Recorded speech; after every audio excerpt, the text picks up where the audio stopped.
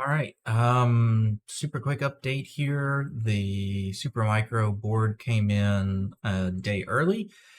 I spent a little bit of time getting that installed. I didn't really have too many issues with it.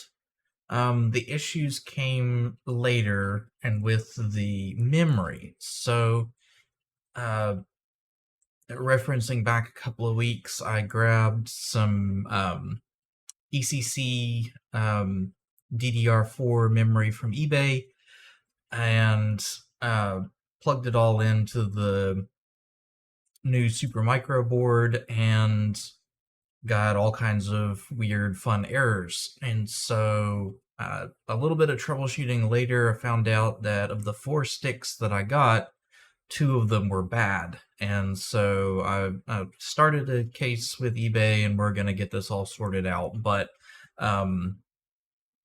the key to that is that right now this system is running single DIMM per CPU, but is up and functional. So we've got a ways to go, but making some serious progress. So let me switch over to that view. And so here we go. This is the server in action now. It is up and running with 192 threads. Not really sure what I'm going to do with 192 threads, but they are there for whatever I want to do with them. The other thing that I'm playing around with here is the main storage pool is in the correct configuration. So that is 4 VDEVs of RAID Z1. So fault tolerant, lost quite a bit of space. So we went from 256 terabytes of space to 154, 156, somewhere in that range. So giving up a lot of space, but gaining redundancy in that regard.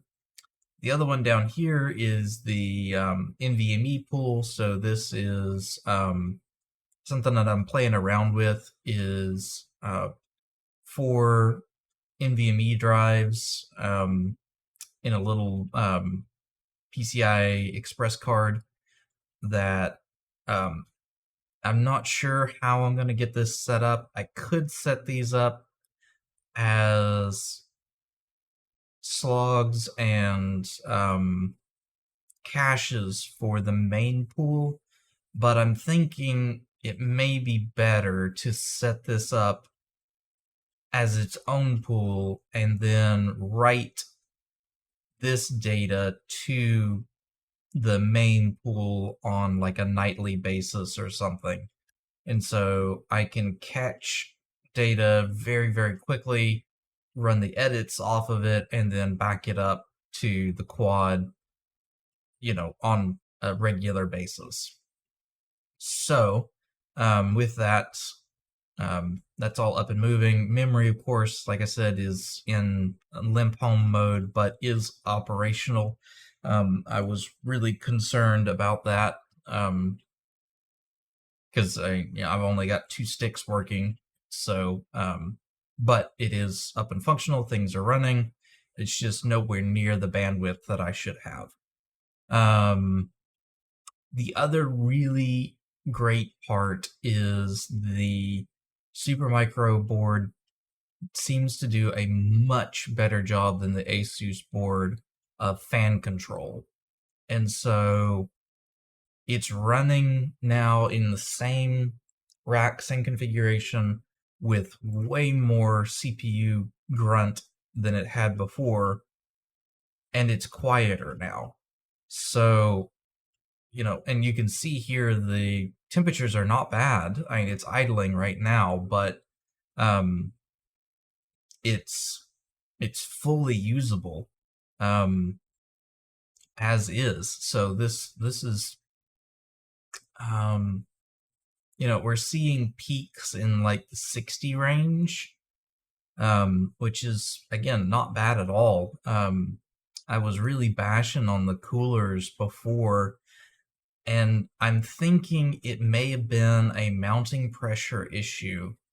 And so two things that have really helped with that are the replacing the TIM with a a better solution than the little pre-applied silk screen that they had, and then really getting in there and making sure that all four screws have correctly plugged into the socket mount. And so that seems to have helped significantly. And so yeah, it's all up and running, functional. So everything is cooking along right now, and hopefully once I get the memory stuff sorted out, we'll get that in there and get everything moving along, with the intention to have quite a bit more memory in there, and with future expansions as well. So again, the core system is truly functional, works really well. Everything that I'm doing now is just small tweaks to see, can we get a little bit more performance here or there, and what makes the most sense overall. So yeah, with that, I'll sign off.